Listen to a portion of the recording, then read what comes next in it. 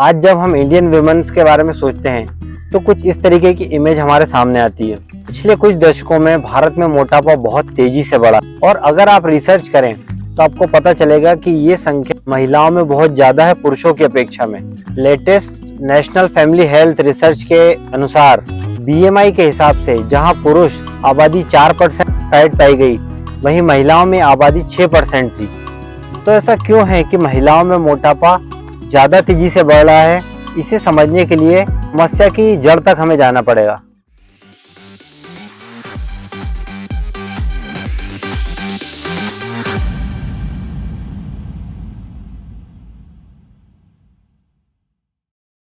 हमारा देश जो कभी भुखमरी की समस्या से जूझ रहा था, आज मोटापे की समस्या से जूझ रहा है। तो ऐसा क्यों हो रहा है? WHO की एक रिपोर्ट के अनुसार 2035 में 50% ऑफ वर्ल्ड पॉपुलेशन मोटापे का शिकार हो जाएगी, जो कि एक बहुत बड़ा नंबर है दोस्तों, 50% पॉपुलेशन। सबसे पहले हम समझेंगे कि मोटापा होता क्या है और ये कैसे होता है।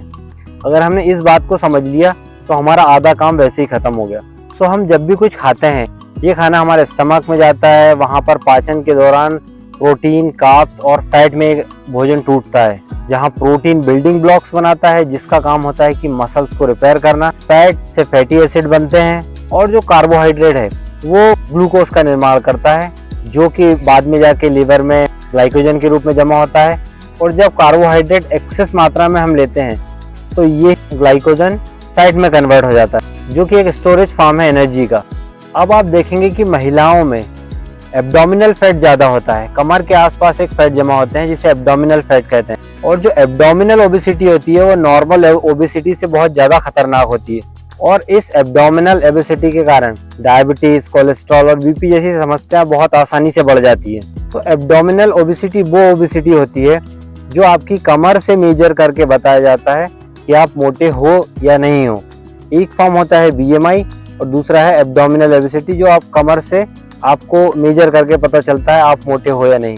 अगर महिलाओं की कमर 80 सेंटीमीटर से ज़्यादा है और पुरुषों की कमर 94 सेंटीमीटर से ज़्यादा है तो उन्हें एब्डोमिनल ओबेसिटी का शिकार माना गया, इसका मतलब उन्हें मोटा माना गया। इस स्टडी में बताया गया कि भारत में 40% महिलाएं कमर से मोटी है और 12% पुरुष कमर से मोटे हैं। तो आखिर क्यों ये परेशानी महिलाओं में एब्डोमिनल ओबेसिटी इतनी ज़्यादा है, आइए समझते हैं।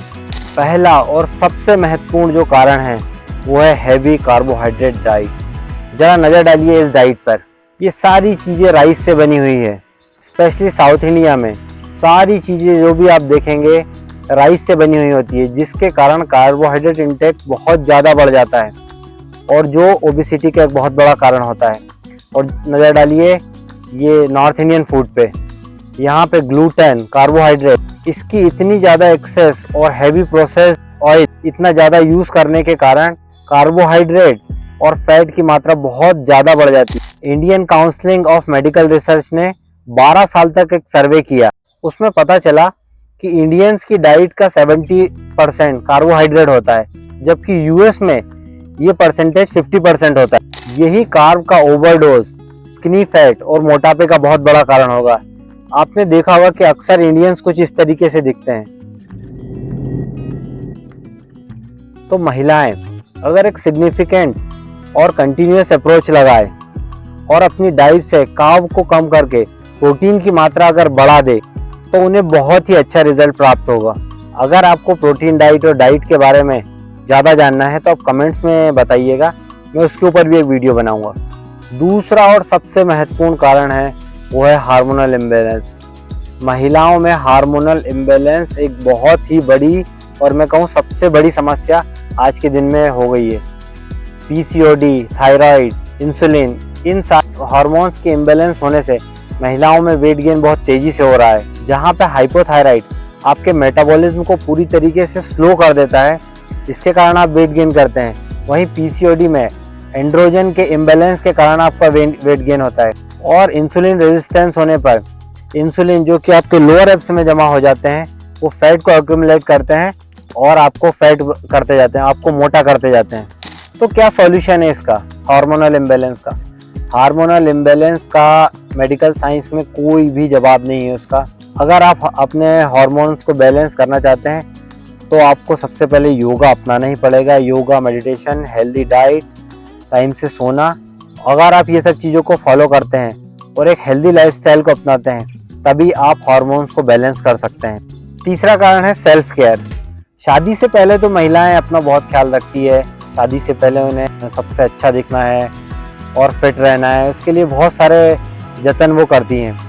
लेकिन शादी के बाद महिलाएं अपनी सेल्फ केयर बिल्कुल नहीं करती। उन्हें फ़र्क नहीं पड़ता वो मोटा दिखे, पतला दिखे, और इन सब चीज़ों के कारण वो अपने ऊपर ध्यान देना बंद कर देती है। लेकिन महिलाओं को एक बात समझना होगा कि फिटनेस सिर्फ एक दिन अच्छा दिखने के लिए नहीं है, ये आपकी लाइफ का एक रूटीन होना चाहिए। योगा आपकी लाइफ का एक रूटीन, एक लाइफ का एक पार्ट होना चाहिए। आप उसे अपनाइए और आप देखेंगे आपको बहुत ही सिग्निफिकेंट रिजल्ट मिलेंगे। सैक्रिफाइसेस। शादी के बाद महिलाओं को बहुत सारे सैक्रिफाइस करने पड़ते हैं। उनकी प्रायोरिटीज़ चेंज हो जाती है, उनके हस्बैंड, बच्चे, फैमिलीज। तो इस प्रायोरिटी के चेंज होने के कारण उन्हें टाइम नहीं मिल पाता अपनी सेल्फ केयर करने का। एक बात आप हमेशा याद रखिए, कोई भी प्रायोरिटी, कोई भी चीज़ आपसे ज़्यादा बढ़ के, आपकी हेल्थ से ज़्यादा बढ़ के नहीं है। अगर आप ठीक नहीं रहेंगी तो आप किसी और का ख्याल भी नहीं रख सकती। और अगर आप एक हेल्दी लाइफस्टाइल फॉलो करती है तो उसका सीधा असर आपके बच्चों के ऊपर होता है। अगर माँ फिट है, माँ एक्टिव है, तो बच्चा उसे देख के वो भी फिट और एक्टिव अपने आप हो जाएगा। अगर आप फिटनेस फ्रीक हैं, आप योगा करते हैं, तो आपकी एक जनरेशन को आप ये चीज़ अपने आप पास कर देंगे, वो खुद आपसे अडॉप्ट कर लेंगे। तो आप अपने लिए वक्त निकालें और 1 घंटा कम से कम योगा को ज़रूर दें। Physical activity. WHO की एक रिपोर्ट के अनुसार भारत में आधी 50% महिलाएं उतना एक्टिव नहीं है जितना उनको होना चाहिए। इसके अलावा आजकल की लाइफस्टाइल इतनी इजी हो चुकी है कि 10 मिनट में ग्रोसरी आपके घर में, 30 मिनट में फास्ट फूड आपके पास में। इन चीज़ों ने हमें बहुत आलसी बना दिया है और शहरों में तो ये हालत और भी ज़्यादा ख़राब है। जो लोग अपार्टमेंट में रहते हैं वो लेडी से कई दिनों तक अपने घर से तक नहीं निकलती है। तो इसका सॉल्यूशन क्या है? अगर आप फिट रहना चाहते हैं, आप इस मोटापे से निजात पाना चाहते हैं, तो छोटे छोटे परिवर्तन अपने जीवन में लाएं। चलना स्टार्ट करें, वॉकिंग करना स्टार्ट करें, लिफ्ट की जगह सीढ़ियाँ लेना स्टार्ट करें। दिन में कम से कम 30 से 40 मिनट योगा को ज़रूर दें। अगर हो सके तो मार्केट जाएं, वहाँ से कुछ सामान खरीदना है तो खुद जाएं, वहाँ से खरीद के लाएं। चाहे आप कोई भी एक्सक्यूज़ दें एक्सरसाइज ना करने का, पर एक बात याद रखिए, आपकी हेल्थ से बड़ा कोई एक्सक्यूज़ नहीं है। जब ये बात आप समझ लेंगे तो आप ऑटोमेटिकली एक्टिविटी करना या योगा करना स्टार्ट कर देंगे। अगला और सबसे इम्पॉर्टेंट पॉइंट है गलत मेंटेलिटी। आराम से खाओ, आराम से पियो, आराम से रहो, अगर पैसा है तो क्यों परेशान होना।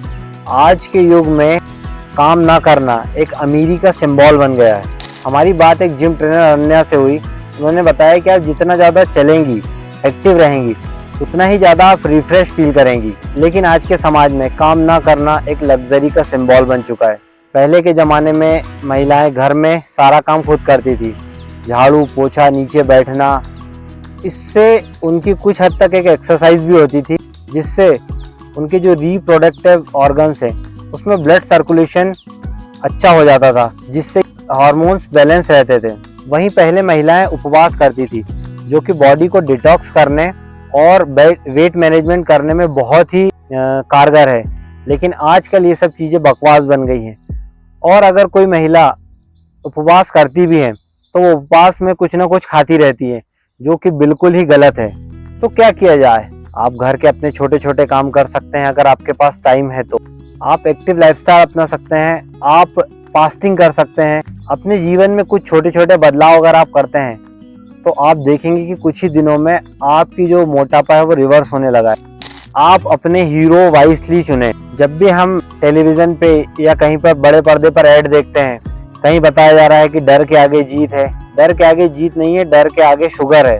ये जो भी आप एड्स देख रहे हैं, कोल्ड ड्रिंक्स के हों या चिप्स के हों या ये कुछ नहीं, शुगर और रिफाइंड ऑयल, प्रोसेस्ड ऑयल, इसके अलावा और कुछ भी नहीं है। अभी मुझे किसी से कोई तकलीफ नहीं है, लेकिन मैं आपको एग्जांपल के लिए बताता हूँ।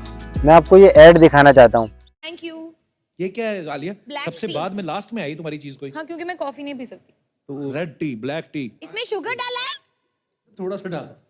नहीं। ये देखो Sorry. इतना पैसा कमा रही है पर ये शुगर भी नहीं खा सकती। अच्छा नहीं है शुगर. शुगर अच्छा नहीं है True. It's not good for you at all. No. at all. Sugar is the You most should- addictive substance in the world. Wait a minute.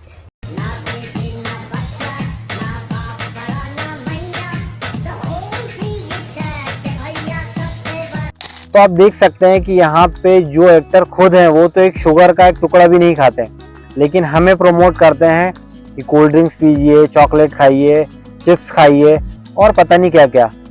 तो आपको ये समझना होगा कि जो आप देख रहे हैं उससे आपको क्या अडॉप्ट करना है, क्या आपको अपनाना है। आपके हीरो बहुत ही समझदारी से चुनिए, आप बहुत समझदारी से उनको फॉलो कीजिए, इस ट्रैप में मत फंसिए। तो अब क्या किया जाए, सारी समस्याएं हमारे सामने हैं और कहाँ से शुरुआत की जाए इसको समझना बहुत ज़रूरी है। तो मोटापा आजकल इंडियन महिलाओं के लिए एक बहुत बड़ा अभिशाप बन गया है। मोटापे के कारण महिलाओं में पीरियड साइकिल इरेगुलर होना, कंसेप्शन के चांसेस कम होना, प्रेगनेंसी के दौरान जेस्टेशनल डायबिटीज और मिसकैरेज होने का खतरा भी बहुत ज़्यादा बढ़ जाता है। और मोटापे के कारण ही महिलाओं में सी सेक्शन के चांसेस ज़्यादा बढ़ जाते हैं और इससे बच्चे के ऊपर भी असर पड़ता है। और इन सब के अलावा क्वालिटी ऑफ लाइफ पर भी महिलाओं के बहुत ज़्यादा असर पड़ता है मोटापे का। मोटापे के कारण ही महिलाएं अक्सर थकी थकी सी रहती है और उनका सेल्फ कॉन्फिडेंस भी लो हो जाता है। और हम आज के इस रूरल वर्ल्ड में रह रहे हैं जिसमें महिलाओं का लाइफ सेटिस्फेक्शन भी कम हो जाता है क्योंकि उनको बॉडी शेमिंग जैसी चीज़ों का भी सामना करना पड़ता है। हमने कुछ महिलाओं से बात की, उन्होंने बताया कि कॉलेज के दिनों में उन्हें बॉडी शेमिंग जैसी चीज़ों का सामना करना पड़ा था, जो कि लोगों को लगता है कि बहुत नॉर्मल सी बात है, लेकिन उन्होंने बताया कि उसके घाव और उसका जो ट्रॉमा है वो आज तक उसको झेल रही है, आज तक उससे बाहर निकलने की कोशिश कर रही है। और जब बात शादी की हो तो फिर क्या ही कहने, हर किसी को पतली लड़की चाहिए। तो सोसाइटी का प्रेशर भी महिलाओं पे हमेशा रहता है और नेगेटिव कमेंट भी महिलाओं को पुरुषों से ज़्यादा मिलते हैं। और पता है ये कमेंट अक्सर कौन करते हैं? ये कमेंट कोई जानने पहचानने वाले या रिश्तेदार ही करते हैं, चाहे वो वेट गेन के बारे में हो, चाहे वो रंग के बारे में हो, जिसका कि मेंटल हेल्थ पर बहुत ही गहरा असर पड़ता है। तो मैं ये सब बातें आपको क्यों बता रहा हूँ, इसको बताने का बहुत बड़ा कारण है। तो होता क्या है, बॉडी शेमिंग की वजह से महिलाओं में स्ट्रेस बढ़ता है। उस स्ट्रेस के कारण ईटिंग डिसऑर्डर पैदा होते हैं, जिसके कारण महिलाएं और ज़्यादा खाने लगती हैं। तो जो मोटे थे वो और ज़्यादा मोटे होने लगते हैं। इसका मतलब जो महिलाएं मोटी हैं उनको स्ट्रेस, एंग्जाइटी, डिप्रेशन का सामना करना पड़ता है, जिसकी वजह से वो इमोशनल ईटिंग करने लगती है और जिसकी वजह से उन्हें फिर से गिल्ट होता है और इस गिल्ट से फिर से स्ट्रेस पैदा होता है और ये एक तरीके का साइकिल बन जाता है जो चलता रहता है और महिलाएं जिंदगी भर इससे नहीं निकल पाती। तो क्या किया जाए, इन सारी समस्याओं का कोई सॉल्यूशन है भी या नहीं है? जी हाँ, बिल्कुल हर चीज़ का एक सॉल्यूशन होता है और इस गंभीर समस्या जिसके बारे में लोग बहुत कम बात करते हैं उसका भी सॉल्यूशन है। तो सबसे बड़ा और सबसे महत्वपूर्ण काम जो आपको करना है समस्या से निजात पाने के लिए वो है योगा।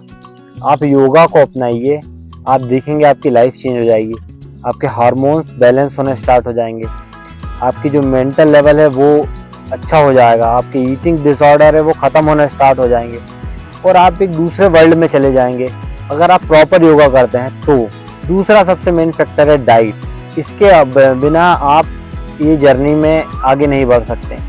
आप एक प्रोटीन रिच डाइट लीजिए और कार्बोहाइड्रेट और फैट का संतुलन बना के रखिए। अगर आप इसके बारे में और जानना चाहते हैं तो आप कमेंट कीजिए, मैं इसके ऊपर वीडियो बनाऊँ।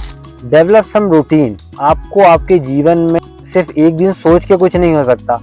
आप पहले लिखिए और एक रूटीन बनाइए। उस रूटीन को एक छोटे छोटे स्टेप लीजिए और आज से ही लेना स्टार्ट कीजिए। आप देखेंगे छोटे स्टेप आपको बहुत बड़ा रिजल्ट देंगे। मेडिटेशन।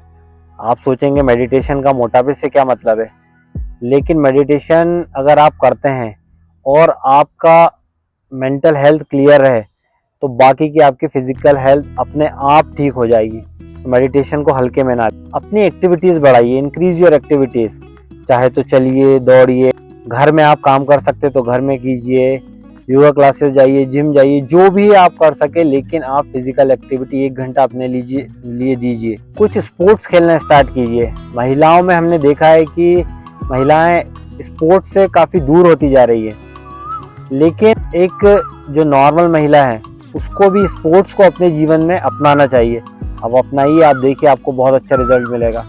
और लास्ट और सबसे इम्पोर्टेंट चीज़, शॉर्ट टर्म गोल्स। अगर आप सोचते हैं 1 महीने में 5 किलो वजन कम करना है या 1 महीने या 2 महीने में मुझे कुछ करना है, ये बिल्कुल तरीके से छोड़ दीजिए, ये एक स्कैम है। आपको एक हेल्दी लाइफस्टाइल अपनाना है, आपको एक प्रोसेस अपनानी है, उसका रिजल्ट आपको खुद मिल जाएगा।